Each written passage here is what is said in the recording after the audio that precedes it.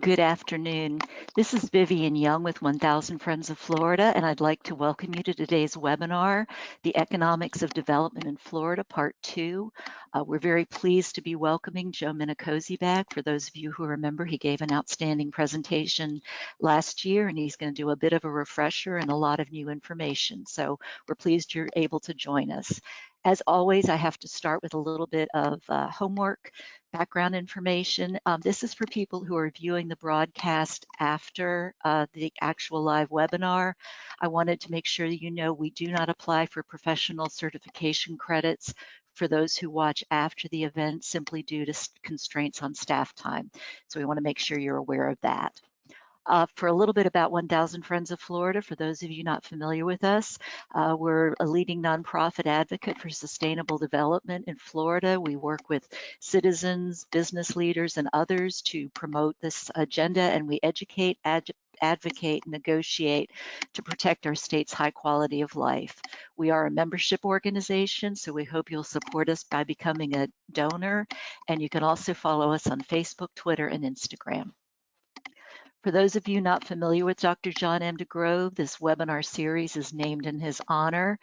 He was one of the founding members of 1000 Friends and was a national and international leader in comprehensive planning and growth management. He also was a lifelong educator, so we like to think he'd be very pleased at this continuing legacy for him. The reason we're able to offer these webinars free of charge and offer professional certification credits free of charge is thanks to our supporters. We'd like to thank Mosaic, Dr. Kimberly A. DeGrove, and Dr. Clyde Partman, the Dickman Law Firm, Kitson and Partners, the Perkins Charitable Foundation, Mr. Robert M. Rhodes, and Ms. Susan Trevarthen. We'd also like to thank our sponsors, Anniversary Club members, and supporters who also contribute to supporting this webinar series.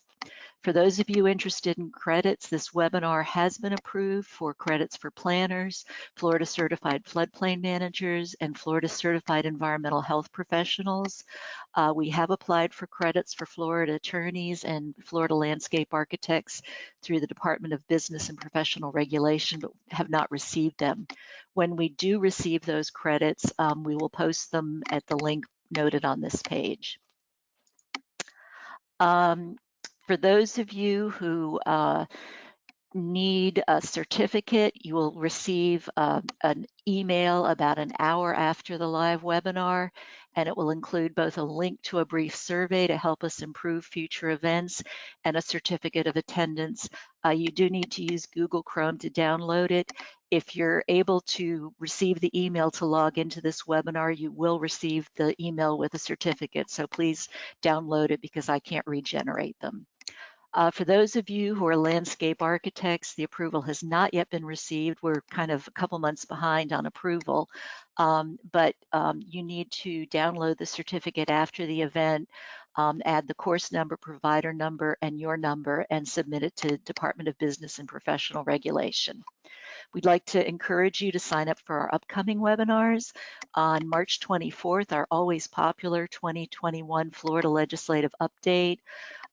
The session has not even started and it's going to be a roller coaster. There's a lot of bills that have a lot of implications for growth management, community resilience, and other things coming up. So we encourage you to attend.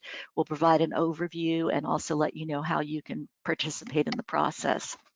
On April 21st, we're going to have a webinar focusing on reducing the footprint of irrigated landscapes in Florida's residential developments.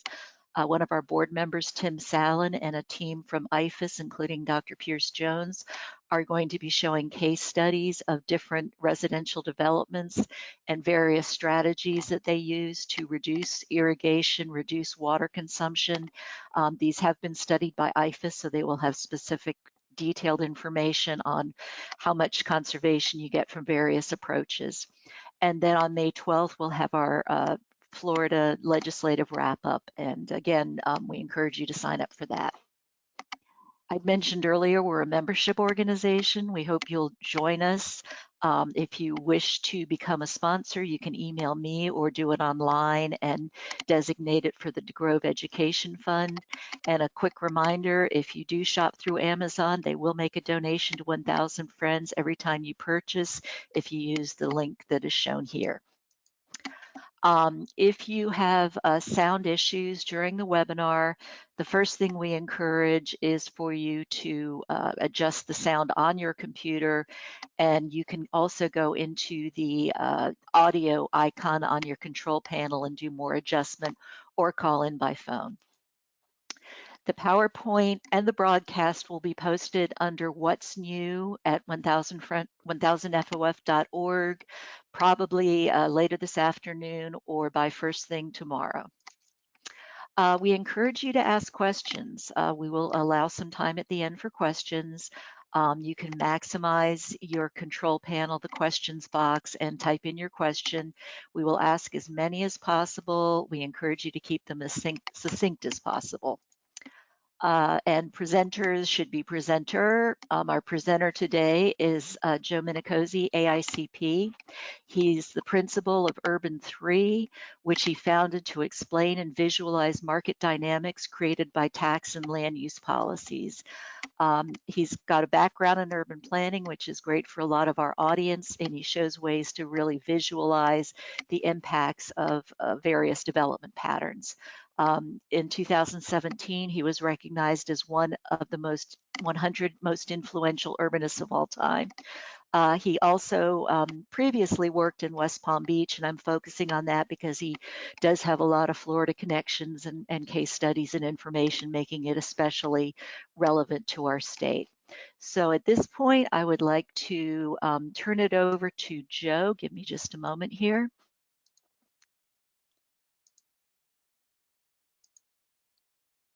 Okay, Joe, you should be ready to go whenever you want to show your screen. There we go. And it's not in slideshow right now. Are we in slideshow now? Yes, thank you. Awesome. Thanks, everyone. Some of this show that will be a repeat from last year's show. I know that there's some new folks in, but for the folks that saw last year's event, I've put in some new stuff as well. And I want to thank 1,000 Friends for Florida for doing this series. This is awesome. And I was a proud member back when I lived in Florida. And I went to University of Miami for college and worked in West Palm Beach as well as in zoning in their downtown. So one of the talks that I did in Florida, actually Broward County last year, focused on COVID, and they proffered this question of will COVID end transit? And I found it kind of curious that we'd put that out there. It's not a question to me. I mean, it's really easy to solve. You just go back and look at what happened in the last pandemic. So the last pandemic 100 years ago, this is actually a cartoon in the Indianapolis newspaper where they talk about there's a Spanish flu on the transit system, and the guy's got his head out the window to get fresh air. We still have streetcars in a lot of cities, and we're still trying to get them back in a lot of cities. They didn't end because of the pandemic. In fact, lots of things didn't end because of pandemic. We still gathered in churches and schools and theaters. We had public dancing still after the pandemic. We still continue to do Halloween and football. So even funerals. So it's, we can look back at this and say, well, why are we thinking differently about it? Why are we not looking at the simple history to understand that things didn't change much? We can also look back at history and see that people actually wore masks, and they were bad masks. Those are gauze masks, so they didn't even really help much, but they still did it. They also didn't spit on each other, and they enforced it, that if you didn't wear your mask on transit or in the train station, you were hauled out. So how is it now different? And it's now different because of real simple human characteristics, that we operate in this world of trying to conflict or try to compete with facts against beliefs and biases. And those are two totally different things. Our belief systems influence the way that we think, but there's facts that we all have to look at and be responsible for making decisions.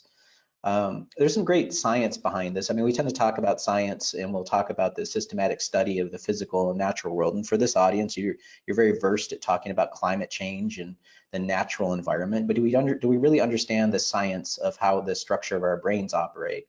So I want to challenge you all in this talk in particular to think about that. And I want to put together some ideas of how you can use this type of analysis and this type of science and maybe read a book or two. But there's these two folks here who are psychologists really advanced the science of psychology around human behavior in our decision-making process in the decision science that we use to choose things. And there's some really unfortunately weird things about how our brains operate. Amos Tversky and Daniel Kahneman incidentally won Nobel Prizes in economics because of what they were proving in economic theory, that our brains basically, there's the way that we think our brain operates, that our brain operates in this kind of slow, reflective, thinky kind of brain. And then there's this automatic stimulus response brain. There's two modes that our brains go into. So think of it this way. If we're driving down the street in a car and I'm sitting in the passenger seat, you're making all of these decisions automatically with your brain as you're driving through the intersection, thousands of decisions, what speed you're going, what traffic lights are there, making sure there's not a pedestrian in the street. But the reflexive brain, like if I asked you while we're driving, hey, what's the square root of 245 divided by 62?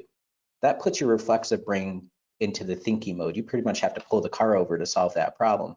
But our automatic stimulus response is how we're doing most of our thinking. This is the Homer Simpson brain.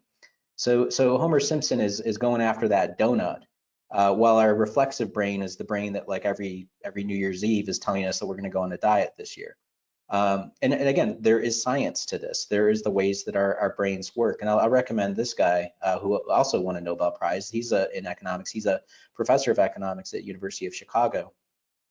And I prefer misbehaving over nudge, but he agrees with the psychological thinking that we have a tendency to not or predict our models on the way that the economics work, or simply put, citizens have a psychological tendency to misevaluate their own self-interest, or the way that I put it, people just don't do the math. And let me give you an example of this. So this is a story that came out on NPR. It was a pretty cool story about Indiana. The state of Indiana started charging people for busing. So their attitude was, you know, buses aren't the school, buses are transportation, and those that choose to use that transportation system should pay for it. So at the bottom of the slide there, you see $40 to $50 a month. And you can go back and actually listen to this story online if you want to, but they interviewed this guy, Jeff Bennett, who didn't want to pay the $40 to $50 a month to take his kid to school. So he spends a half hour each day in line each way because he needs to drive his kid to school instead of bus them. Okay. So I figured, let's do the math. He's spending 30 minutes each way. So that's going to work out to about an hour a day, and it's about 20 hours a month, right? And let's say I just Googled the average hourly rate of what people make in Indiana. So they're pulling about $28 an hour in income. So Jeff is trading off those 20 hours at 28 bucks to drive his kid to school, or he's paying about $560 a month of his own time value of money to drive his kid to school to save $40. Like, okay, maybe Jeff doesn't have these options. Maybe he's not making minimum wage. You know, I think right now Jeff's losing $520 a month, but let's say he's at the poverty level. So I ran the numbers at a poverty level. So this is straight up the level for poverty in the United States. He somehow still has a car, but anyway, that's $200 a month. So even at poverty rates, Jeff's losing $160 a month. This is how we have a tendency to not do the math on this because of our own sloth or laziness, but it's also that bias. Our Homer Simpson brain kicks in and we have an emotional response to something rather than thinking it through. Now, to me, the real lesson in this story is, just read the next paragraph below this, is that his son can't walk to school because there are no sidewalks. So why don't we just start there? Can we just think about the built environment and how it helps solve some of these problems? Let the kid walk to school. And I find that painfully ironic as a lesson in this story. But again, I want to try to drive the point home that we don't do the math on this stuff, and we don't see the suburban biases that are baked into the system. And this is permeating lots of the market forces that we have in any development pattern across the country. The other thing that we have is, again, another behavioral science, is that we tend to skew our information based on the biases that we're already carrying. So people will search out the information that confirms how they think.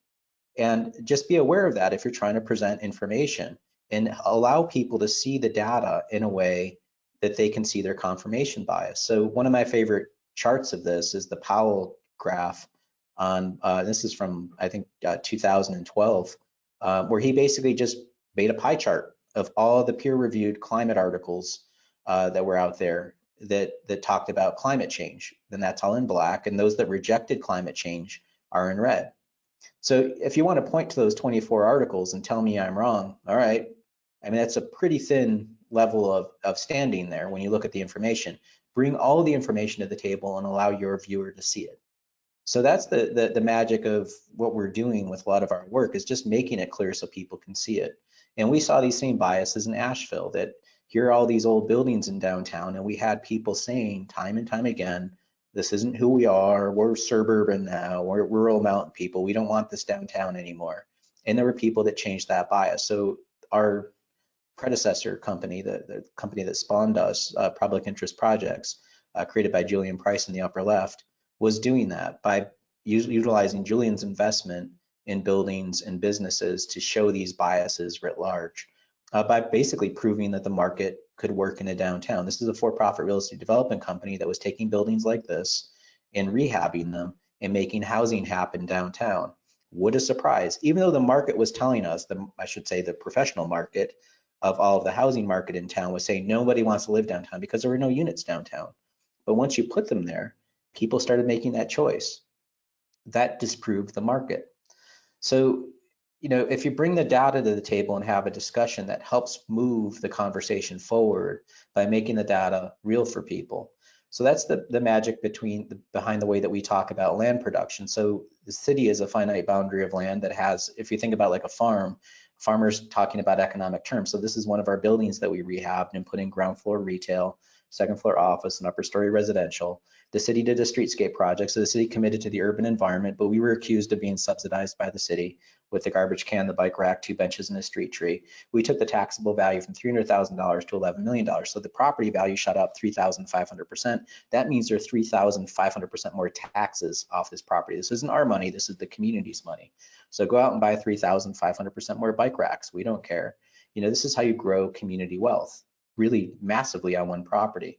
And the pushback that we got, the confirmation bias we got from folks was, well, my Walmart's worth 20 million. Okay, I'll give you the information. It's 34 acres of my community to make that 20 million happen versus 0.2 acres. So per acre, when you look at this, we have 100 times more taxes per acre out of our property versus the Walmart. And they'll push back and say, well, you don't have 20 acres or 34 acres of that downtown building. And I said, well, why not? Let's make that happen. Imagine if you did have that, you'd still have 100 times more property taxes. You'd have double the retail taxes. You'd have a lot more residential, and you also have a lot more jobs. So when you just look at things in an apples to apples way, and again, farmers do this. They talk about crop yield per acre, water per acre, labor per acre. It's all land economics. Buildings are no different. And if we convert it back to agriculture, if you could grow something in Florida, what would you grow? Wheat or marijuana? You're going to grow the cash crop. I mean, it's that simple. So don't overthink the math of all this stuff. Don't be afraid of the math. It's not that complicated. We already do this when we talk about cars. We don't talk about cars on a miles per tank basis, do we? If we did, we'd all be driving Ford F-150s at 650 miles per tank. Instead, we say miles per gallon, and the numbers just changed just by changing the question. And we should all be driving BMW as set as at 70 miles per gallon. So as much as we don't do math, the other thing that we don't do is think through our tax policies, which is all math. I presented this it was a smart growth conference in Seattle in 2009 I had this exact slide with this quote up here: a person who won't read has no advantage over one who can't read. And I stood in front of an audience of peers like all of us, and I asked everybody in the room, I said, so who's read your local tax policies? And no one raised their hands. And here we are, we're the ones that we're trying to do greenways, we're trying to do affordable housing, we're trying to solve some of our community's problems, yet we're essentially functionally illiterate about our own tax policies. If we don't understand the tax policy, we don't understand how it's undermining what we're trying to do. And you may say, well, Joe, why does it matter? Well, it's real simple. You have to pay for things. So this is the value of our downtown. So Public Interest Projects is a $15 million investor in a $100 million downtown. We didn't get a new building downtown until 2008. So this is the value of fixing up all those other buildings. This is the value of historic preservation. all of those stories were there just sitting there fallow, and that uncorked and unleashed $430 million of new growth. And it wasn't easy. There were people, again, with their biases that saw $26 million of investment in the downtown as something that was abhorrent. This is Chris Peterson. This guy actually ran for council. He's a friend of mine. I like Chris, but he's got biases. We all do. I have biases, but Chris's bias is $26 million is a lot of money. And he's right. $26 million is a lot of money. So, but let me ask you a question. If you invest $26 million on a $100 million asset and it grows to 500 million, is investing 26 and yielding 430, is that a good return on investment? Yes, that's data. Bring that forward. You're probably not going to change Chris's mind. That's okay. There's the majority of people that have to move on. In fact, Chris has a website with fire and brimstone and all of that. This is a lightning bolt hitting the mayor in the head. You know, it's just, this is the way people behave, and it's because we've lost this ability to understand civics. This is a kid's book that I bought in a garage sale in Florida. And you can see that it's a teacher's guide, and they have the city, the town, and the country. And it's a third grade textbook from 1959. So you see down here 1959, third grade, and then kindergarten you learn about the home, your home, first grade the school, second grade your neighborhood, third grade you learn about regional planning. Y'all do that anymore? In this document, it says things like this. While patterns vary from state to state, counties are responsible for education, library, health, welfare, etc. The second paragraph, in studying the functions performed by your county, you will no doubt find there's a duplication of services, an overlapping of jurisdictions, and a lack of coordination between the county and the communities within it. When I worked in West Palm Beach, I kid you not, the county would say things to us that they were doing things for the county, not the city. And I was like, well, you do realize we're all Palm Beach County taxpayers here.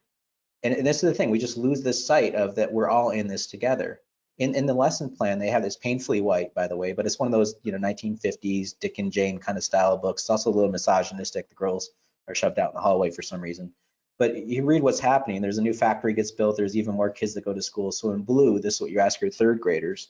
Give 4 good reasons for building a new school. And your third graders talk about what? Equity, everybody should have a desk, maybe get another teacher. On the right-hand side, you read about Mr. Canfield, who lived next door to Allen's. He didn't want a new school. He says, our taxes are too high now. If we build a new school, we'll need more teachers. We'll have to pay still higher taxes. That is indeed true. When you buy stuff, it costs money. When you build a greenway, you have to pay for maintenance. When you buy land for a park, you have to pay for the park and the maintenance. There's cost for this stuff. And just make sure you can afford it. So in blue, you ask your third graders, why would some people have to pay higher taxes and why are some people against it? That's okay. Here on one page, we're seeing both sides of our political reality of community need and community cost and the resistance to pay for things.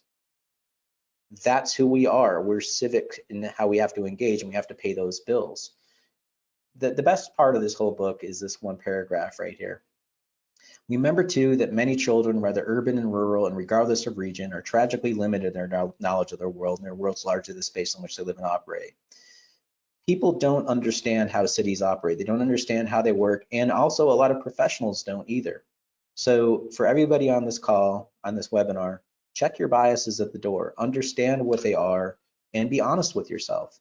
Do you understand the tax system? Do you understand what a city is? A city is essentially a finite boundary of land that has to be managed. Your counties are more so.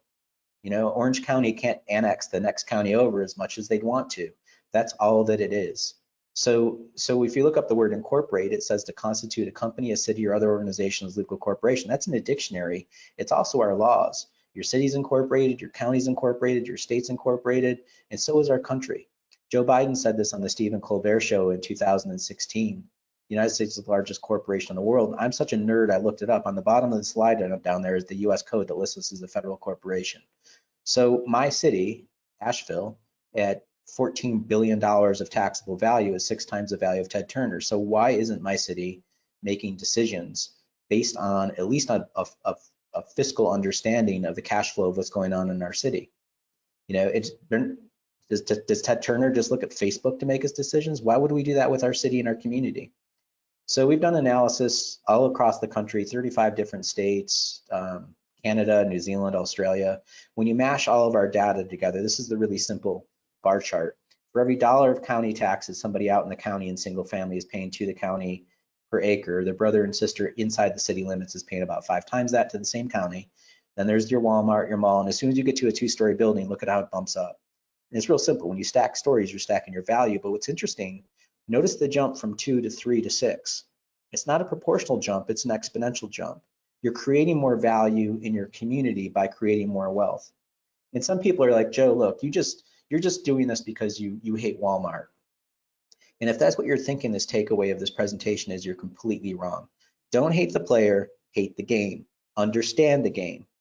So the Walmart presented, I was at this conference, the International Association of Tax Assessing Officers, which makes a planning conference feel like Burning Man by comparison. This is one of the most square conferences I've been to. Great people. But this guy got up and presented, he was the keynote address, and he presented a spreadsheet after spreadsheet on how cheap Walmarts are. It was brilliant. 3,000 assessors, he's getting all of his property tax bills lowered in one meeting because assessors are agnostic. If it's a cheap throwaway building, it's a cheap throwaway building. They can't make more value.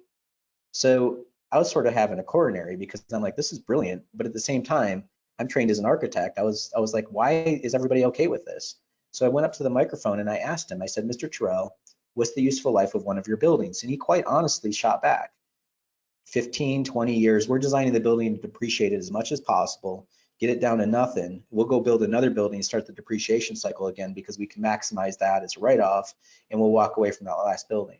And some of your communities, you've seen this, where the super Walmart supplanted the old Walmart. And this is part of their business model. Again, don't hate the player, hate the game. And make sure you're doing the math. The average Walmart consumes more in property tax or in police services than it pays in property taxes. And that's not my math. That's an article you can find on Bloomberg Magazine. And just make sure if it's okay with you, if you're running the math and it's a good deal for you, that you're like, hey Joe, we're okay with a 15-year life cycle. This is going to work out for us. That's the life cycle of a cat. I'm not going to argue with you. Make sure you're doing the math. This is a joke, by the way. I'm a dog person. But people don't see this stuff because they're not looking at it. They don't understand it, or they're just maybe not even doing the math. So what we do is we think of things of using tools and devices to visualize things. So we're comfortable with visualizing our brain with an MRI. And I can show you your creative process in green versus your brainstem activity in blue. So could you do an economic MRI of a place? So I'll walk you through one that we did here, and this is my county of Buncombe County in Asheville. So gray is non-taxable. This is a big park right here. This is Mount Mitchell. And then on the lower southwest, that's Mount Pisgah. So those are the two tallest mountains east of the Mississippi, part of the Blue Ridge Parkway, non-taxable. So just to be crude, they don't pay me taxes. I don't get anything out of them, just at a real gut level. Green is low value, purple is high value. So I've got low value up here. This is big purple splotch down here. That's the Biltmore estate. That's worth $100 million, that property right there. But it's really not a fair way of calculating that because it's an 8,000 acre piece of land with 180,000 square foot house on it. So that's like having the biggest gas tank. Of course, it's going to have a lot of value. So rather than total value, let's do value per acre. And the map just changed. And I'll just show it to you in 3D. So by bringing that third level of information in, the Z coordinates or the vertical dimension, we can see how much more potency you're getting out of the city. And I don't even have to label downtown. Now, we use this as a device to talk to folks out in the county and let people know what's happening as well, because we're all county taxpayers.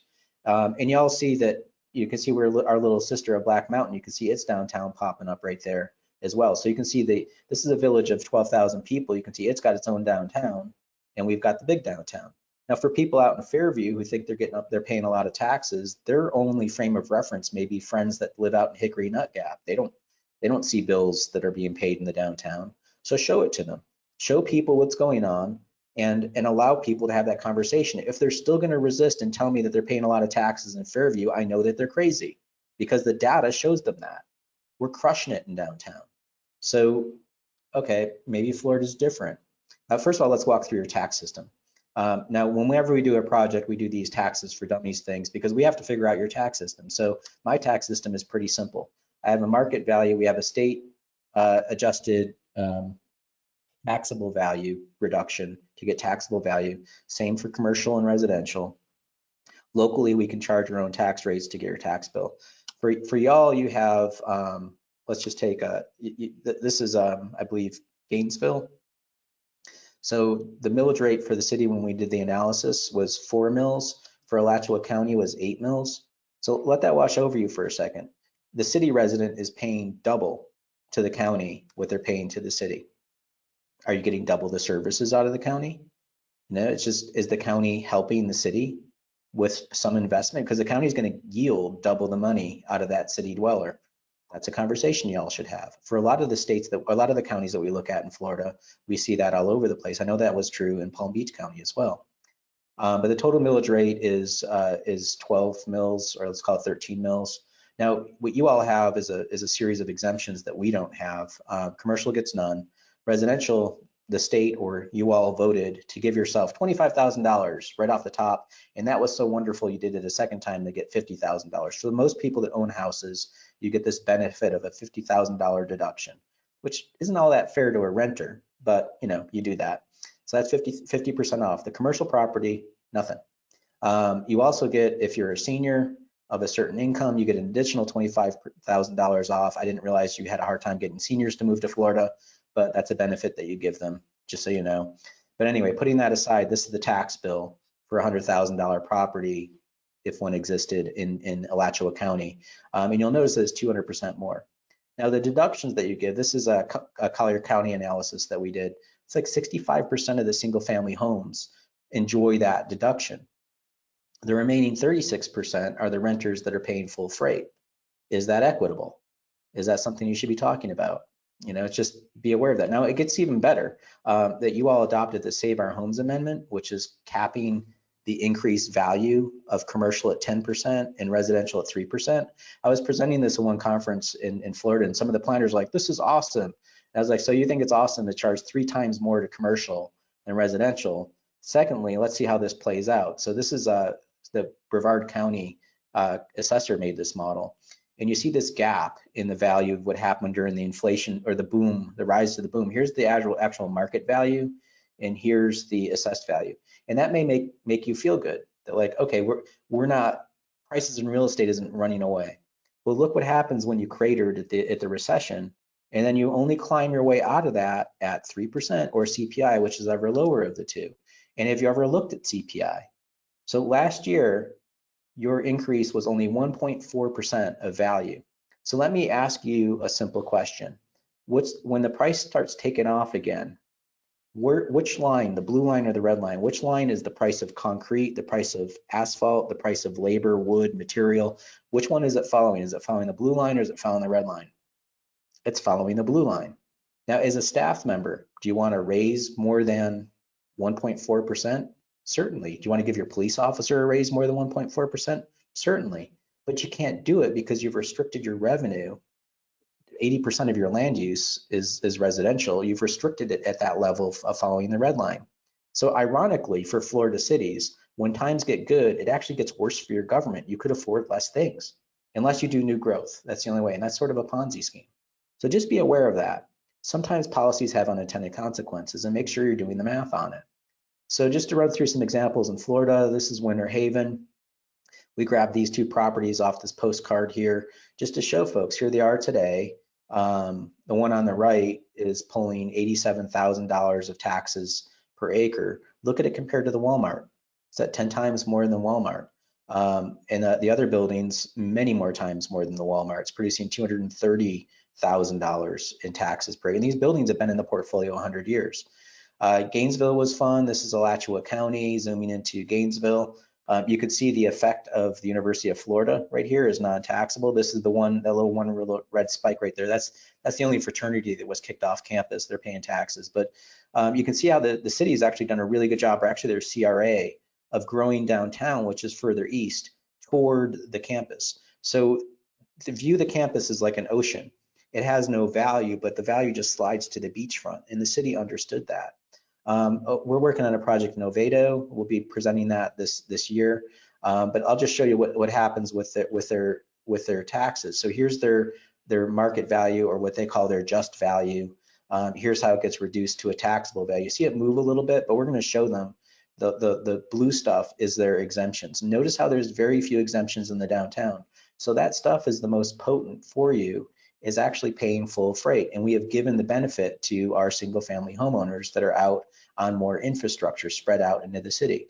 So just tell people, you know, that the city has lost $2.5 million a year in-state exemptions. Write that down, make sure you're aware of it, and communicate that to the taxpayer. You lose $2.5 million a year because of the state benefits. You're basically, the city's not getting that money. So make sure that the citizens know that. So when they come and complain to the city that they can't pay for things, it's because they're getting robbed out of their pocket. Collier County, we did a project there. We're just blown away by the scale of Collier County, 2,300 square miles. This is Rhode Island at the same size, Delaware at the same size, both smaller than Collier County. Connecticut's about twice Collier County. Now, what's interesting about Collier County is how many cities do you have? 3 tops. You know, but you think of these states, they have more than 3 places.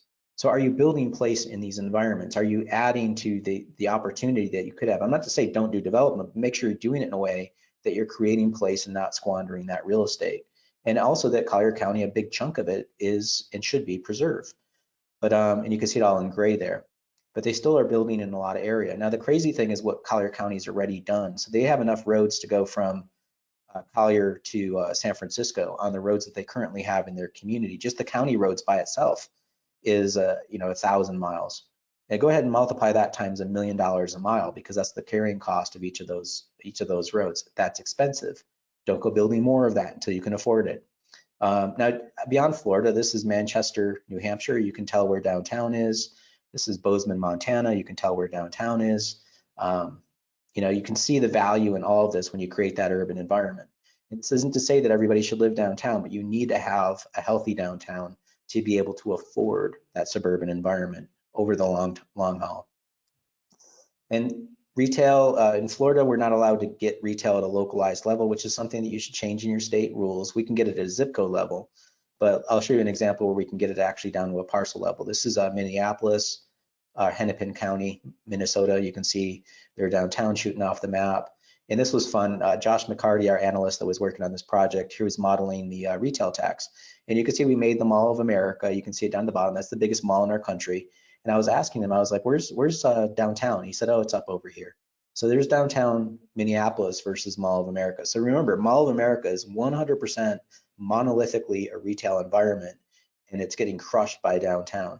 All of those little transactions add up. All of those small retail transactions in the downtown that happen every single day versus the mall that just happens on a weekend adds up over time. This is the benefit to that environment. Again, not to say don't do the mall, but just understand the trade-off that you get with that. And don't be blinded by your biases. And some people say to me, well, you just want to have skyscrapers everywhere. Let's go back to West Palm Beach for a second. Here's West Palm Beach's model. And in downtown West Palm Beach, and you can see Palm Beach, the barrier island is quite potent, but downtown West Palm Beach is actually sticking out much higher than that. And here's on Clematis Street, the building on the left, the Anthony building. Look at the numbers on that. The Anthony building's pulling, and this is older data, but it's pulling $10.5 million an acre, and 2 blocks away is the Darth Vader building, only pulling 9.3 million an acre. So that small building is actually more potent than a big building. So no, I wouldn't say put tall buildings everywhere. Just be aware of the math and build stuff that builds your potency. I would also argue to build that more urban design product, which is on the left, that has proved itself in the time-tested. I mean, what's that building? 100 years old. So for 100 years, it's produced that wealth. So learn from that. I want to see buildings everywhere. Back to West Palm Beach, or back to Minneapolis for a second.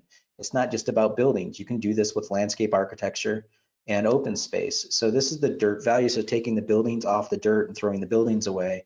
This is just looking at the dirt value per acre potency. And you can see this really big lake out here west called Wayzata. And then here's downtown over here, this little spot. So you can see downtown off to the right. When I was showing this to the planners in Minneapolis, I was kind of perplexed that the little village of Wayzata dirt value was pulling what Minneapolis was pulling in downtown. And it was funny, the response from the planner. He goes, oh my God, you've just shown the difference in ordinance 284, 1986, blah, blah, blah. I'm like, what are you talking about?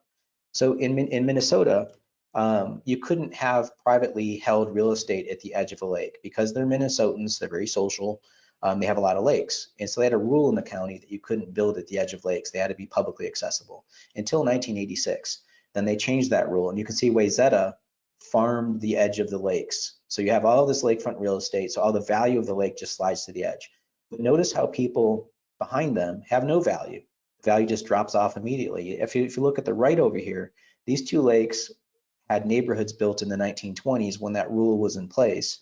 And you can see they put parks, they've got a cemetery, they've got a greenway around these lakes. So the entire neighborhood around it has access to the lake, and you see the dirt value rise up.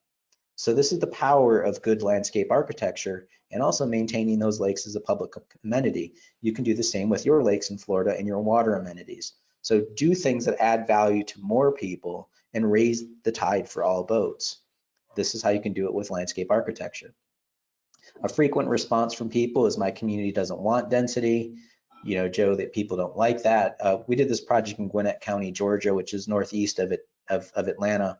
Lawrenceville is the county seat, and I kid you not, I am not making this up. They told me when I went there that I was not allowed to say 4 words. These were dirty words in Gwinnett County. I couldn't say the word urban, city, town, or municipal. Yeah, and I was like, all right, whatever. I mean, I don't know what I'm going to say about my company. I guess we're just 3. And they said, you know, these are just dirty words here. We're rural people. We're not part of Atlanta. We're outside of it. So this is Gwinnett County over here. And when I was doing the research, I found out that they're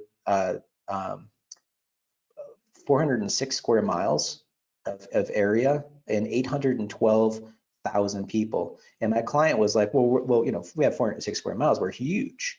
It's like, all right, well, we can divide that number into the other and figure out your density. So your density is about 1,900 people per square mile. Each of those people is 100 people. That's your density, and which is less dense than DeKalb, which has a piece of Atlanta in it. But we had all this data set. When I presented to the community, I said, okay, I just want you to see this for a second. Y'all are 200 people per square mile denser than Mecklenburg, North Carolina. And I turned to the audience and I said, what's in Mecklenburg? And they said, Charlotte. I said, okay, yeah. They built a Charlotte, they're less dense than you. You guys have what, Lawrenceville, Norcross? They've got Charlotte. This is Nashville. Both of these places have professional football teams. There's no such thing as the Gwinnett County Cowboys. This is Austin. This is Raleigh. That's Asheville. This is Chapel Hill, North Carolina. This is what rural looks like. I don't know what you did here. So they had a bias that we weren't city people, we weren't urban, but they went ahead and urbanized, and they filled out the entire county with the same kind of pattern of development. And we showed it to them. We're like, this is what you created. So we turned it on its side so they could see it. It's like a 1970s shag carpet. Nothing's really popping up. And we were shocked because this is what we typically see. You know, we could see this is Chapel Hill, North Carolina, and I could see Chapel Hill in its downtown, Carborough and Hillsborough, and I could see the downtown cores of each. And on the right here, this is some new urbanism. So I'm seeing the value production out of the model. I didn't know what to make of this.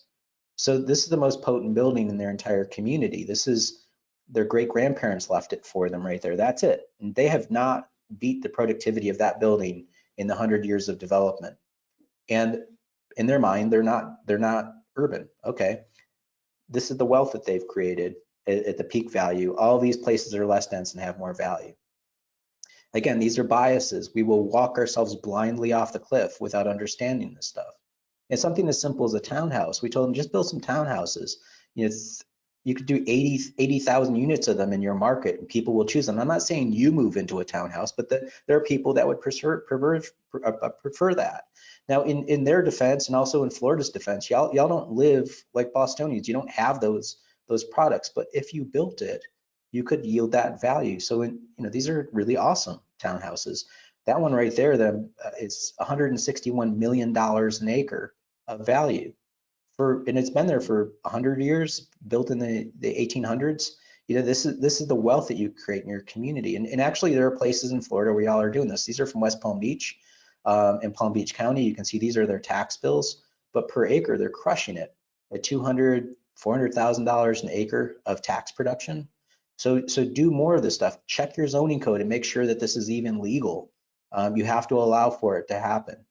So back to their model, we put Lawrenceville on the same, turned it sideways and put it on the same scale as Austin and Nashville. We gave them an economic heart monitor and kind of pulsed them out. And I showed them, I said, this is the peak value of 192 million. This one's peaking at 476. Y'all are flatlining at 8.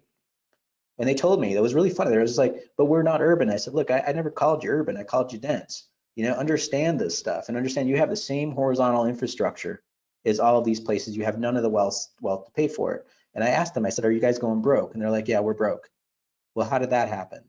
And for a lot of people, you're still in this fantasy land where we have plenty of money, we have lots of income because you have new growth, but you're not necessarily penciling out the long-term effect of it. We did this in Lafayette, Louisiana with Chuck Marone of Strong Towns. I highly recommend Chuck's work. And as we were analyzing the stuff, we figured out that they actually understood that they were broke. These are their budget documents from 1994, 1995, and 1996. So in 1994 and 1995, they knew that they were broke. You can see they made a cartoon about it on the cover. And then they just absorbed the county into the city as a joint center of government. The county or their parish was broke. It just took 20 years to take their city down with it. And so here's their model. You can see where their downtown is. Here's some new urbanism popping up. And they generally spread out into the swamps. When you fight a wetland, when you fight Mother Nature, it gets really, really expensive. So be aware of that. But one of the things that you find is inside the city's municipal finance models, you see really weird things. So we started measuring the models or the roads. We were going to pencil out how to pay for those roads and distribute the cost of those roads across the model. And it was really funny. Again, biases. One of the counselors said to me, he goes, you know, Joe, it's not where you live, it's what you believe. How do you even respond to that? Like, I believe I look like Brad Pitt, but sooner or later I got to look in a mirror. It's like, it's not about beliefs, it's about what your data is. And it was really funny. I mean, these are Cajun people. The public works director responded by saying there's no such thing as an infrastructure fairy, which is hilarious. And he's like, look, I got $250,000 to chip and seal the roads this year. That's going to get me about a half mile. Y'all can pick whichever half mile you want, but that's all we got. So we photoshopped Kevin in on this. Now here's where the failure is. In the way that we account for roads, in your municipal budget, you count for roads as assets. Now, in my world, my computer is an asset. If I had a delivery vehicle, it's an asset. If I had real estate or a hot dog stand or something like that, those are assets. I can sell you the road, or sorry, the building, the truck, or the computer. Can Gainesville pick up its roads and sell them to Orlando? No, no city can sell a pipe or a road to another place, or I should say, no city's going to want it. It's going to be really expensive. But when you look at it and just truly account for the debt that they have into the roads, that's the thing on the right. And on the left is what they actually have for the cash flow for paying for the roads. So their liability is 18 times their revenue to pay for that liability. And that's just the quirk of not doing their math properly. Now, here's the scary thing. They started taking out bonds to pay off the stuff on the right. So it's like getting a credit card to pay off your mortgage. You still have to pay off those bonds. So they're going to skim off the top half the money in your revenue pile before you even see it. So what they really have is $25 million to pay off their debt. And since we're on this section, I want to talk about Gatsby for a second. Gatsby is the Governmental Accounting Services Board. These are the folks that created the standard. They're actually having an open comment period right now. I'm doing a panel on this next week. Just go on my website. You can sign up for this. We're going to have these folks talk about why it matters and what they're doing. Actually, mostly Truth in Accounting on the right, Sheila Weinberg's office is creating a comment on how to change these standards. Something as nerdy as this is super important, and I'll show you why. This is the whole city floating in the lake, and we sent them a bill for all of their undue debt in their system of the stuff they already own. That's the stuff in red. And we sent every parcel that, in green is the revenue coming out of the ground. If you subtract your revenue against your income, this is what's in the black is net positive, what's in the red is net negative. Here's the whole county in 3D. You can see them bleeding their money all over the place. If you take this and slap it on the floor so everything pops up vertical, this is what it looks like. If you're colorblind, this is the colorblind model. So what's green or dark is the net positive. What's red or blue or light is what's net negative. And they're biased. Hey, Joe, people really want to live out here. And I said, well, that's what you're paying them to move out there. That's the subsidy that you're sending to that suburban edge. And again, I don't care if you're doing that, but just make sure you're writing that down every year and be honest about what the true cost is, because it's not a free market. So a simple way of putting it, in 1950, they had 34,000 people, 5 feet of pipe per person, 2.4 fire hydrants per thousand. They grew their population to 121,000, but this is the amount of infrastructure they have per person now in pipes and fire hydrants. So that's a 350% growth in population, 1,000 and 2,000% growth in liability. You know, were their great grandparents where they couldn't live without water or something? Like, how are they different? But why did you buy down so much infrastructure? And they told me they got rich, so we measured their income. It's like, all right, here's your household income then. adjusted for today's dollars, they were poor, and they're actually richer than we are here in Asheville, but it's not wealth that's catching up to their liability. It's a 200% growth in revenue. It's 1,000 and 2,000% growth in liability. This is the city, this is a situation that every city is finding themselves in. You're either at the front end of this, or you've already built a couple decades of this, and now you're trying to carry it. And you may say, well, we're different. This is an isolated condition. It's like, no, you're not. This is Los Angeles, Lancaster, California, up and over the mountain from Los Angeles. It's a suburb of Los Angeles, way out there. Hard to call it a suburb. It's actually its own thing. It's pretty far out. But they've grown in this very suburban pattern. They don't have much of a downtown. You can see it in the model. But the scary thing is they have 953 miles of roads, which is enough roads to go from Los Angeles to Portland. That's a lot of roads. So we put it on a timeline to show them when the roads were built. And you could see that, you know, they didn't have much roads in the early 1900s, and they kind of flatlined for a little while. And then after World War II, they just went crazy.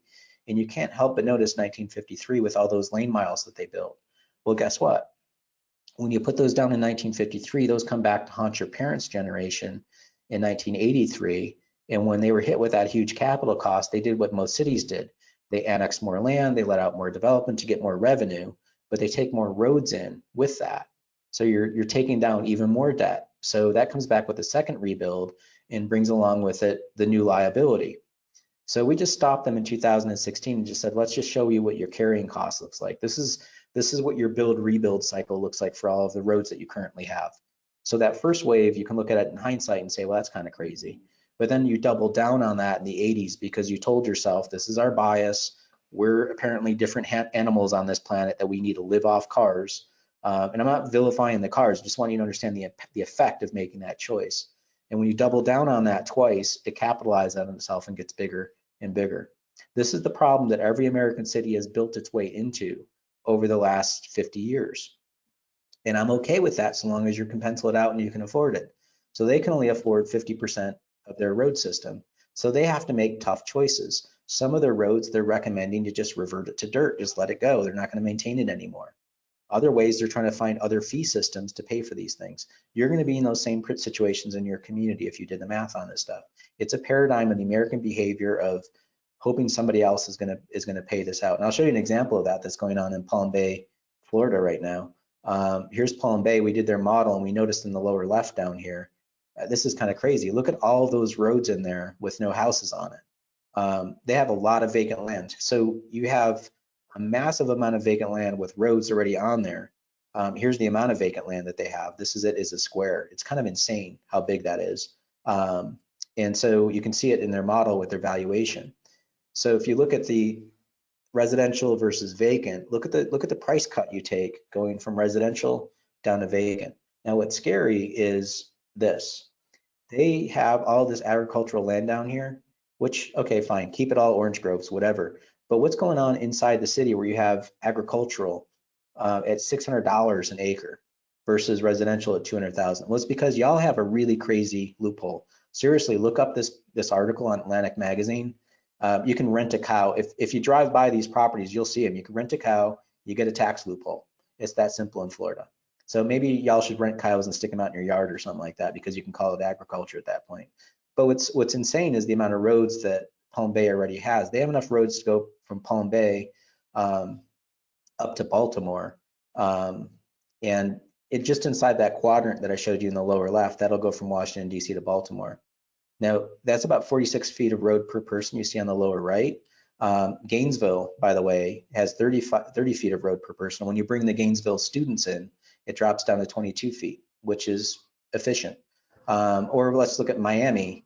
Miami has about the same miles of road as Palm Bay, but so much more population. So they're about 10 feet of road per person versus Palm Bay at 4 times that. Or let's look at an area that's got the same population as Palm Bay. Naples is somehow surviving with 3 feet of road per person. And again, Palm Bay should really consider maybe letting some of those roads go, maybe not carrying them because they can't afford them. Okay, just to get toward the end here, I know this is super depressing. There's ways out of this. We did this in Eugene. We did their model side by side and their net model. and show them, here's what's net positive. You lift this model up like you're looking for a salamander under a rock. Here's what the net negative is. And you have to be honest about what the costs are. And they're very honest there. And it comes down to the way the buildings are built. So this is called the Brady Bunch slide. We kind of took some building types and residential, low density, medium density, high density, mixed use, low, medium, high, commercial, low, medium, and high. And these are the net sticker prices for them. So the single family house in Eugene, it's about a loss of about $1,400 an acre. Incidentally, this is not a surprise. This goes back to the cost of sprawl document from the Nixon administration in 1973.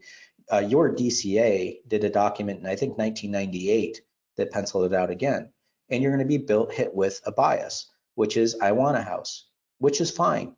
Make that choice, but not for 80% of your diet. I don't eat 80% of my diet is pizza. I love pizza, but I can't do that.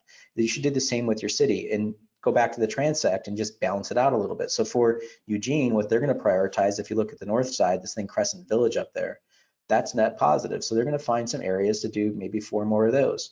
Understand where your incentives are and how to use them. And also understand how you're being undermined in your own system. So speaking of incentives, they're all baked into the system. This is one of the things I like to show with everybody. Again, this is the land value per acre in Cheyenne, Wyoming.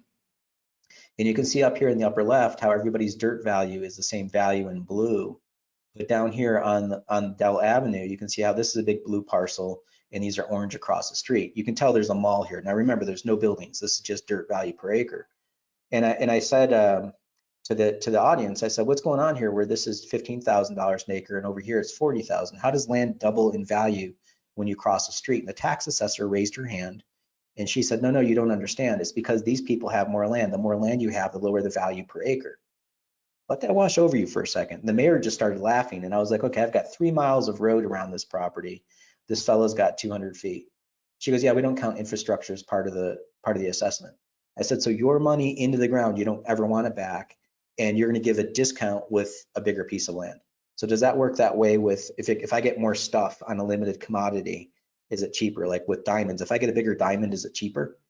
And she's like, well, no, but that's just our standard. So the reason why I was at the assessors conference was to ask them how this works. Their magazine is called Fair and Equitable. And I said, how do I get more land and is it cheaper? And they're like, well, it's just our standard.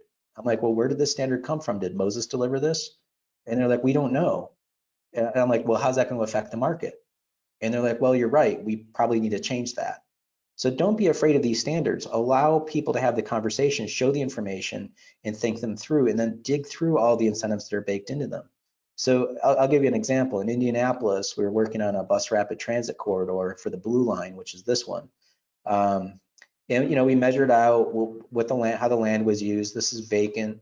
This is how much land is where the dirt is worth more than the buildings on top of it. So that's 16% of the corridor is undervalued. And then this is the stuff that no one's going to touch: civic buildings, important pieces of architecture. But somewhere in here, the community should grow up, and we have to draw that line somewhere. So let's talk about 4,000 acres of land of opportunity where you're paying $4 million a mile for a bus system. But there are incentives to waste the real estate, and I'll show you what those are. So here's all the buildings in Marion County. Here's all of the parking. So the county-wide, you're looking at 27% surface parking, which is kind of crazy. So here's how the land is used in the county from a use standpoint. So this is how it breaks down on how you're using your farm. This is the tax side of it. This is the value side of it. So there's 2 questions we need to be aware of this. All this stuff that we like, berms, buffers, backyards, farms, not all that valuable. Just be aware of that. But secondly, look at the value of parking next to the value of roads. They're about the same land area. We know who's using roads, that would be called cars. We know who's using parking, that would be called cars. So when you value them, why don't the values match? You should be recouping at least the cost of the value of roads out of your parking. So just change your system to account for that. So these are their numbers. This is the average Marion County resident. There she is in front of that building. They have about 1,200 square feet of buildings, 800 square feet of parking, and about 1,000 square feet of roads dedicated to each Marion in Marion County. When that gets built, price tags get put on things. So this is the value of the building and the value of the parking. The cost of the road is going to be $22 a square foot in front of the building and in front of the parking. So just look at the math there. If you're charging 2% in taxes on private property, you're getting 2% on $52 and 2% on 75 cents. So parking is paying 71 times less taxes than buildings on the same cost. That's the flaw in our model. That's the flaw in our system. And again, if it works for you, keep going, keep doing it. But you can just pencil this out and see how it doesn't work. If you just said, okay, how long is this building going to take to pay off that road and this car to pay off that road? It's going to take 42 years for the building. It's going to take 3,000 years for that parking. So this is the system that we've built, and our financial models undermine our own wealth. If you like that, great, go for it.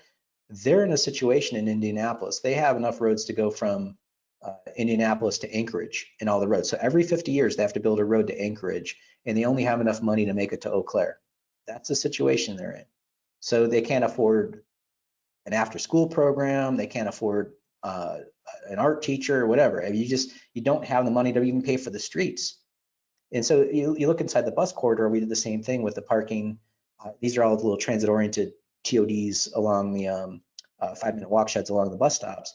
Here's their pie chart for how they're using their bus corridor inside their city. And you probably don't remember the pie chart for the whole county, but check this out. They have more land dedicated to parking inside their city, inside their bus rapid transit corridor, than they have countywide. So here's the Indianapolis 500. They have basically 3 times the Indianapolis 500 in the middle of their city dedicated to this subsidized parking. And it's subsidized. The other thing is, inside the bus, we looked at the population to say, okay, well, let's ask the question, how many people have cars? So this is the map of the county with people with no cars, people with 1 car per household, 2 cars per household, and 3 cars per household. So countywide, in Marion County, Indiana, you're looking at half the population, or half the households have 1 car or less. Inside the bus rapid transit corridor, you're looking at 60%. So don't let your own biases of the fact that you own a car transmit to everybody owns a car. That's not true. There's data that supports that. So inside the bus rapid transit corridor, the majority of people have 1 car or less. Why do you have a parking standard that requires 2 parking spaces per residential unit? That's stupid. Change your zoning code. So this is all spatial analysis. I know this joke only works for people over the age of 35, but I still have to use it. Visualize the stuff to visualize the subsidy. And I'll show you one last example in Florida. This is what we did for West Palm Beach. And this is how the county utilizes their transportation impact fee. So they broke their county down into zones. Downtown West Palm Beach is in zone 2. And here's the money. So even out here in the acreage area, if you fix your house or build a house, you're paying an impact fee, but it's not much compared to what's coming out of the downtown. Put it on a map and show people.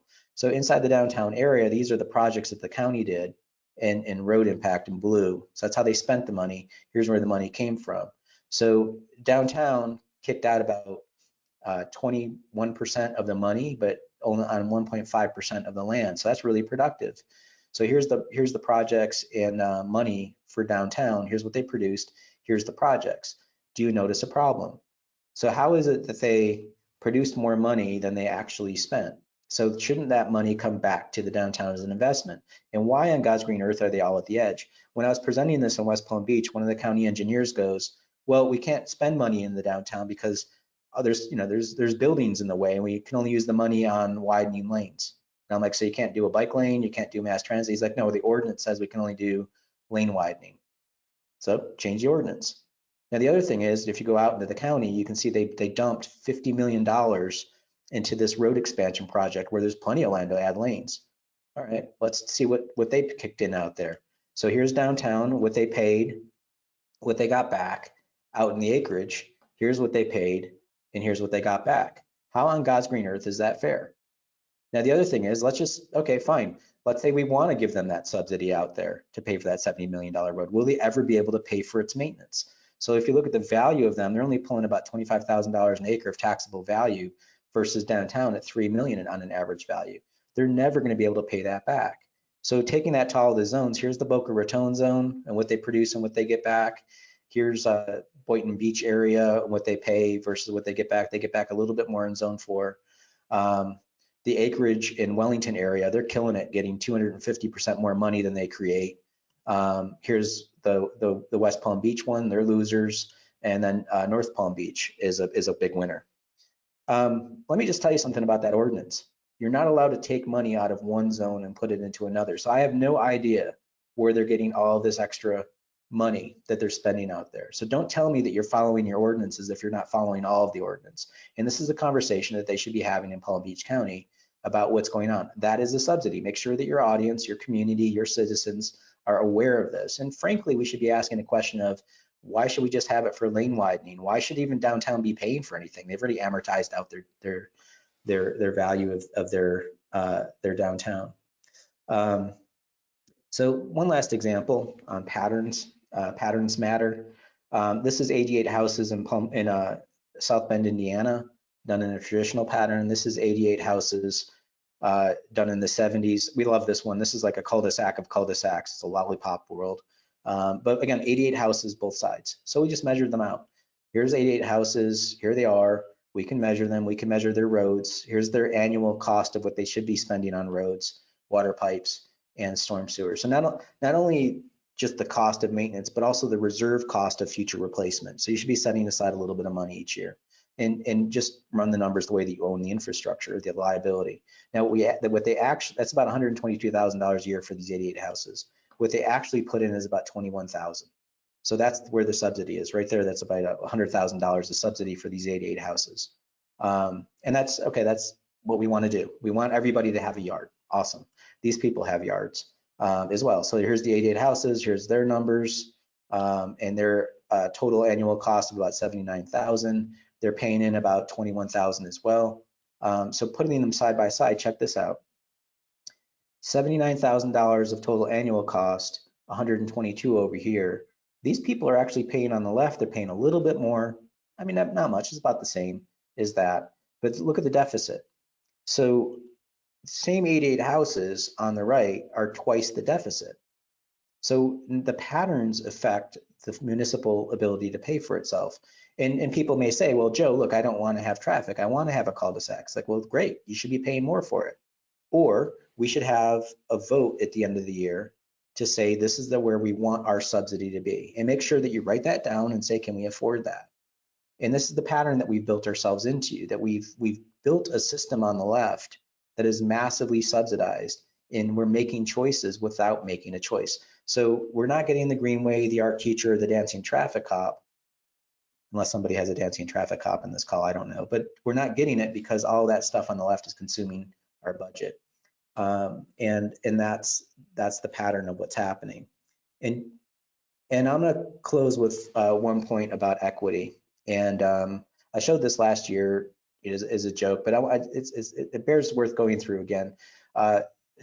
South Florida is awesome because they love their rich people. So here's a Sun Sentinel article about mansions in Palm Beach County, and here are their tax bills. So that mansion in the upper left is paying $1 million in taxes, which is super awesome. I mean, seriously, these are all their tax bills because, you know, you need a 58,000 square foot mansion. It's got a separate red and white wine tasting room. I don't know what they do for a champagne. Maybe they hang out in the hot tub. I don't know. This one's got 2 mansions because you don't need to be in the same mansion with your spouse. You want to move them across the street. This mansion has a golf course on the ocean because you need that. Now, you know me, I'm an apples to apples guy. So rather than total value, let's do the taxes or total taxes. Let's do taxes per acre. So that changes the numbers, and let's rearrange them based on potency. So the smallest one is the most potent. The golf course one's the least potent, and the one with 2 mansions is in the middle of the pack. That's their tax production. Okay, so we poked around Palm Beach County and went from the multi-million-dollar mansions to the multi-dollar mansions, you know, the schlubs like us, things like this. So this is middle income down to low wealth neighborhoods in Palm Beach County. This is in the Northwest neighborhood, and this is in Pleasant City in Palm Beach County. She's paying $1,000 in taxes. She's in an old shotgun shack. Her house is the size of a parking space. So it's really not a fair way of looking at it because we should do, again, a per acre, and she's doing all right.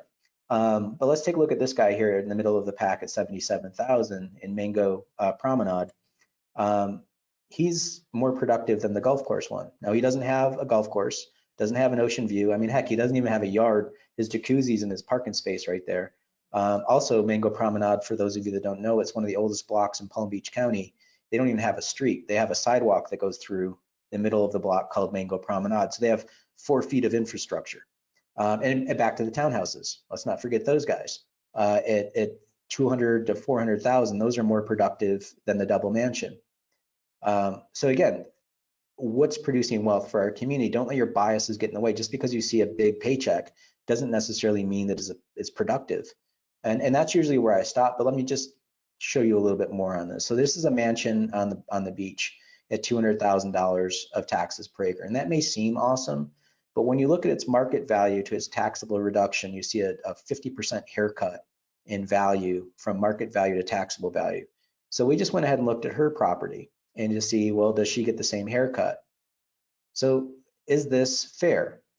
She's getting less than 1% reduction in her value, while a $56 million mansion is getting a 50% deduction. This is how the mathematics of how our tax system undermines and is disproportionately punitive on folks of lower wealth, because no one's running the math on this stuff. So do it. This is just your tax bills. And incidentally, her house on the right is actually more taxable than Mar-a-Lago at $32,000 an acre versus Mar-a-Lago at $28,000. And again, don't hate the player, hate the game. Donald Trump was really smart in the fact that he negotiated a valuation on Mar-a-Lago when he got in a fight with the county. Do the county citizens know that?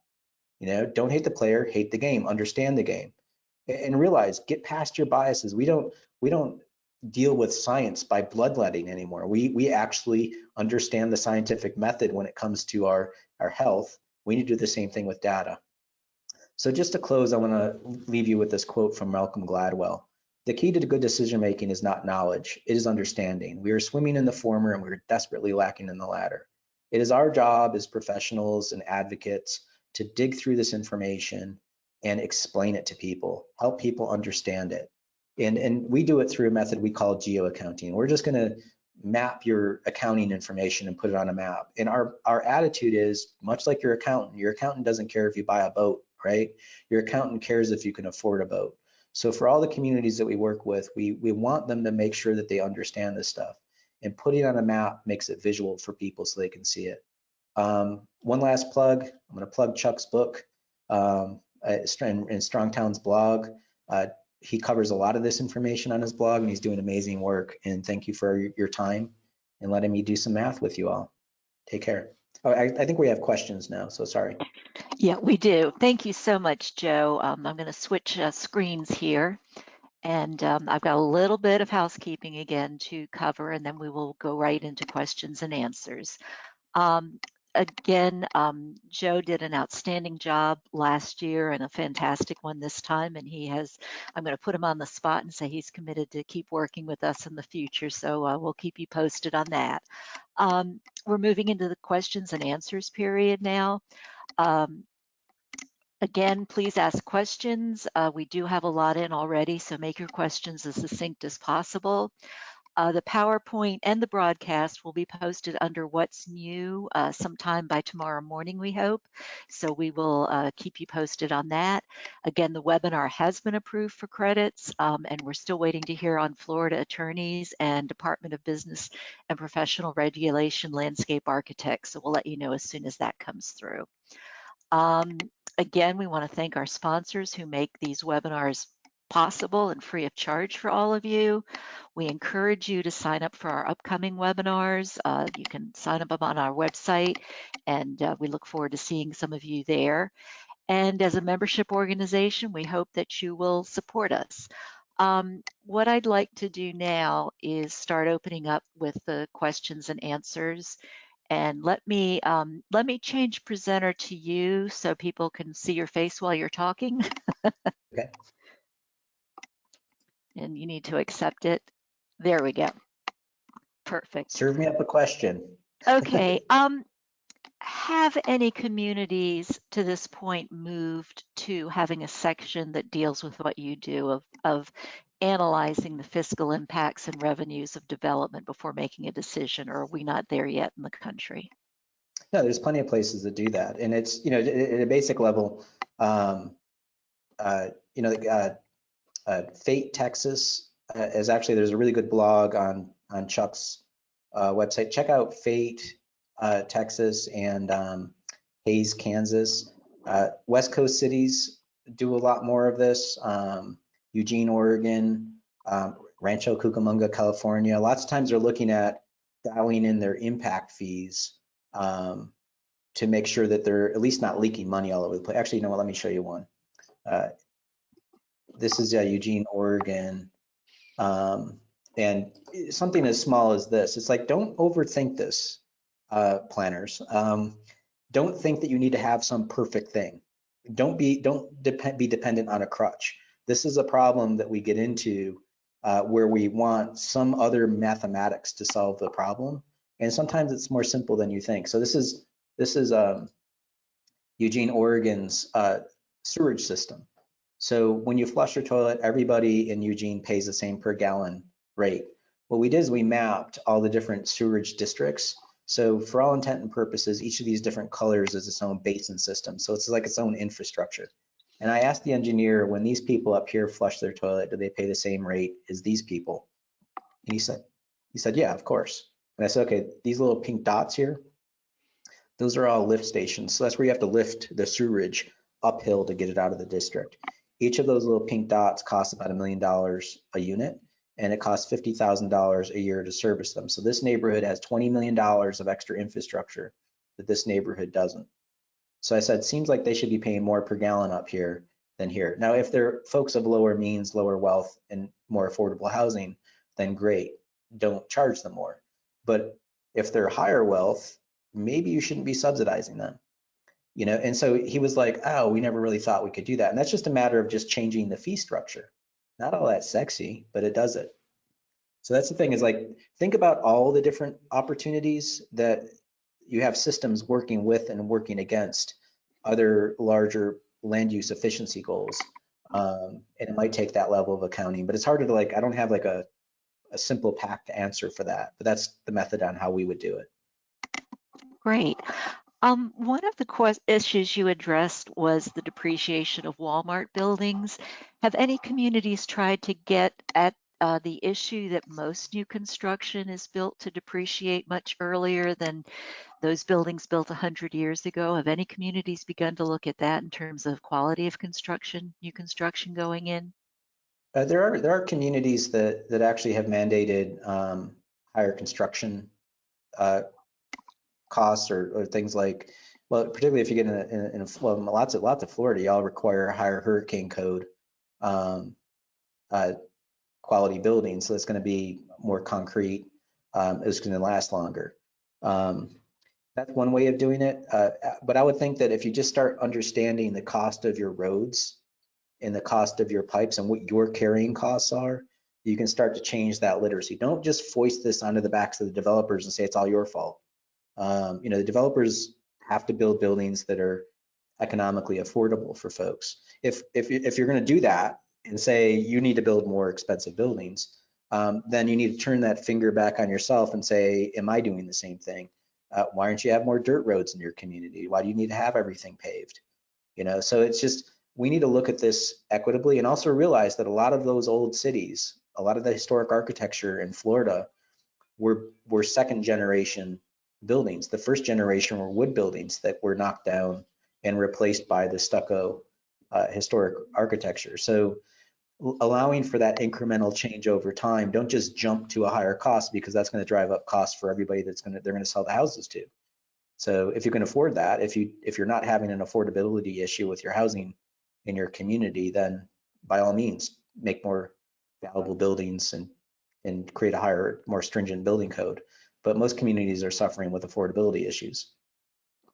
And we do have several questions on affordability. Can you cover a little bit more strategies about making housing more affordable? And obviously, you talked about the tax implications. What things can people do in terms of affordability of housing? You know, this is, I presented this in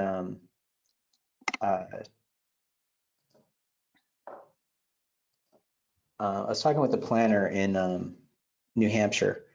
This is one of my favorite buildings. This is the Skinny House in Boston.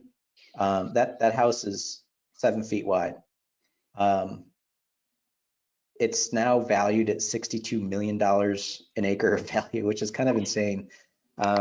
this little house here in Virginia was a dollhouse built by the family that lived in this little house right here for their daughters. It's total site is about 356 square feet. When the daughters got older, one moved out of the house, one moved right next door into the dollhouse and lived in it. But it's been there in the community. So buying a house that's 7 feet wide is actually quite affordable. And it's not for everybody, but why not? Or these buildings in Washington. I mean, look at this building right here is like skinnier than a than a Mini Cooper. This building's like half a Jetta. Most cities have minimum lot sizes that make this stuff illegal. So, if you think about affordability, affordability has two components. It's got the cost of per square foot of building, and there's the cost of the land. So why would you require me to buy some extra large piece of property that I don't need? And then on top of that, y'all are picking up a lot more frontage for that and the cost of the infrastructure. If you look back at the old city, we solved a lot of affordability issues by being less fussy on the land component. And that's a place to start. Okay, we have another question. The Biden administration is talking about the need for a big infrastructure bill. How do we engage this conversation so it goes in the direction of, sustainable new transportation versus more road building? Oh, well, I'm hoping Mayor Pete brings some sanity to the conversation. You'll notice that we did the South Bend analysis under his administration, and they've had us dig deeper and deeper on the carrying cost of all of this stuff. One of the things that we showed them in their study, and that relates to it relates as much to roads as any kind of infrastructure, but showing the carrying cost of all of this stuff. So this is 1960 South Bend. They had the exact same population in 1960 as what they have today. They had one little force main. You can see it way in here. They had it was 2 blocks long. Force mains are expensive, so are lift stations. So they had 3 lift stations, one little force main. They have the same population now. This is what they have in infrastructure and force mains and lift stations today. Same population, more stuff. I think if depending on, it's hard to say whether this question comes from somebody that's thinking at the state level, county level, or local. Do the same kind of analysis to show the carrying costs and say, now you want to double down on this problem. I would also recommend that you become conversant in NEPA and the NEPA Act and use it to your advantage. In the NEPA Act, you're supposed to write in the reasonably foreseeable induced effects of federal spending. And I would challenge FDOT whenever a NEPA document comes out to see whether or not they covered the induced effects of the roads. For those of you that don't know, I never heard of the term induced demand. It's a scientifically proven. It's called the Jevons paradox. If you want to look up induced demand, there's lots of videos online that describe it. But basically, it's like fighting obesity by buying bigger clothes. If you widen lanes, it's going to cause more people to induce them to use those lanes, which is going to cause more traffic because it's now easier to get further out of the city. And you've talked to anybody in Dade County, Broward County, Orlando. It's like they've never beat traffic by adding lanes. And in those places, they've kind of figured that out. So for newer places, learn from them. Don't have the same heart attack that these places had. But as a citizen, if they're using federal dollars, they're required to follow the NEPA Act that actually goes back to Ian McHarg for the landscape architects with Design with Nature. He listed out the NEPA requirements, I think in chapter 4 of that document in 1968. That became the NEPA Act of 1973. So yeah, the law is on your side. Just fight fire with fire. Okay, we have a question that's going to put you on the spot here. Are there any models for fiscally sustainable development in Florida that you're aware of? Well, you all have the ability to do impact fees. What I've seen with impact fees is they fall short of covering full cost. And the cop-out answer is, well, we don't want to charge developers the full cost. It's like, well, make sure that the citizens are aware of that. Because when you adopted and I believe it's in your state statutes to do this, because you've unfunded yourselves with the way that you do your tax system, right? So when you shot yourself in the foot with the Save Our Homes Amendment, so we're not gonna raise money. The state was like, well, that's really not fair. We have to give you another option to locally harvest the money. So the state enabled you all to have impact fees, and not every place has them. But for those that actually do have them, if it costs you $1 million a mile to maintain those roads, why would you charge $750,000? Why would you have a gap there? So make sure that you're running those numbers in your community. And that's actually something that Vivian and I talked about with maybe the next talk. I'll get more into that. But you have the enabling legislation to do so, to raise that money. I think that most of Florida, I mean, y'all, let's be honest, you're doing this through adding more people and just hoping that it works out in the future, and it doesn't. So I haven't seen a perfect model in Florida, no. Okay, thank you. We have a question about agriculture, which obviously doesn't need the same infrastructure or have the same costs. Have you done any analysis on the agriculture end of things in terms of the value of keeping land in agriculture? Well, if it's true agriculture, and I think back to Ian McHarg, seriously, I'd highly recommend the book Design with Nature. It's a little weird in spots, but it's way ahead of its time. Map it. Map your community, map your soils that have fertility for agriculture, and then hold those sacred. And once you put asphalt on it, you can't unasphalt it to make the agriculture work. That's really expensive because you've essentially poisoned the earth. So be honest and say, okay, well, how much agriculture do we need? Pull a soils map and put it on a map and look at it. So what he did is he mapped like a water system, and he's like, here's your watershed, here's your water system. And it's, when you look at a river, it has veins and tributaries that come out. He goes, this is what the earth needs to make pure drinking water for you. Stay out of it. Build in these places, build here. So don't just say, we're going to protect all of the land, it's all going to be agriculture, because somebody's got to go somewhere. So figure out those spaces where the earth doesn't need it, and build there. And it might be the density that you may not be happy with, but it's going to be efficient, and it's going to be, let's be honest, unless you're a farmer or a lumberjack, you are an urbanite at that point. If you're dependent on a system that you're not growing your own food and you're not driving anywhere, then I'll cut you some slack and say, okay, you're not impacting the planet. But once you get in your car, you're in an urban environment. So you can't have it both ways. So you have to have that balance. But map the agriculture was where I would start, and what's the fertile soils, because you can't reproduce that. Okay, great. And I think we have time for one more question. We have so many questions. I'm sorry we can't get to them all. But can you discuss any communities that have done the most effective job of getting this information out to their citizens to help them in the decision-making process? I've seen a lot. I mean, one of the things that I think is pretty cool now with COVID and what we're doing right here and right now is by having these webinars.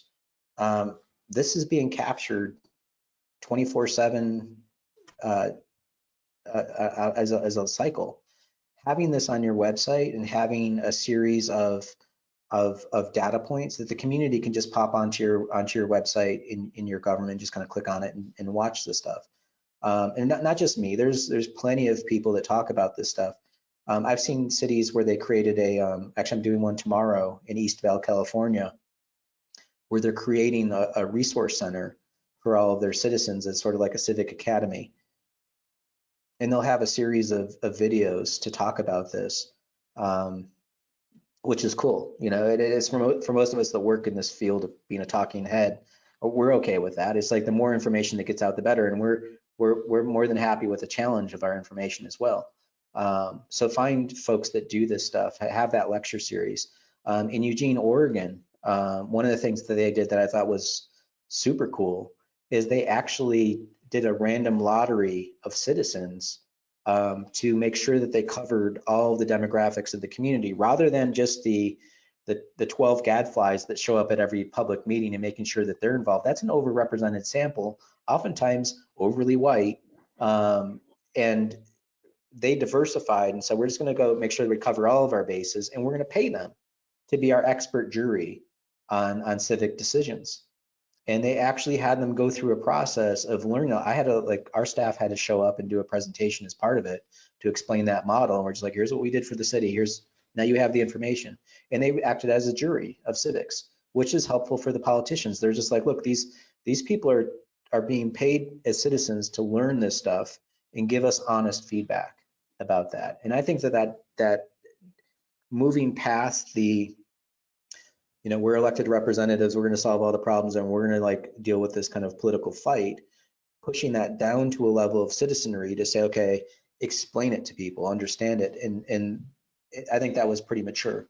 So those are a couple of examples that I've seen that I would highly recommend stealing those examples. Pensacola has a really cool program called CivicCon that Quint Studer runs up in Pensacola.